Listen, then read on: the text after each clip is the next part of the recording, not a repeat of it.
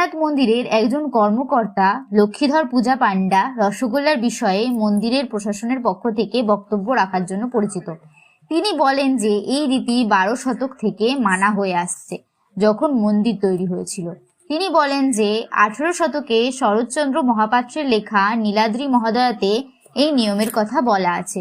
মহাপাত্রের মতে মন্দিরের বিভিন্ন ধর্মগ্রন্থে রসগোল্লা অফারিং এর কথা আছে। অসিত মহানতি, একজন উড়িষ্যা রিসার্চ স্কলার, বলেছেন যে রসগোল্লা নামে একটা মিষ্টির কথা জগমোহন রামায়ণে বলা আছে।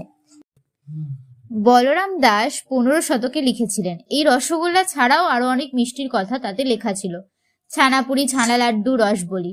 কিন্তু খাদ্য ঐতিহাসিক কেটি আছায়া ও চিত্রা ব্যানার্জি বলেছেন যে 17 শতকের আগে ভারতে ছানা ছিল বলে সে বিষয়ে কোথাও কোনো লেখা নেই।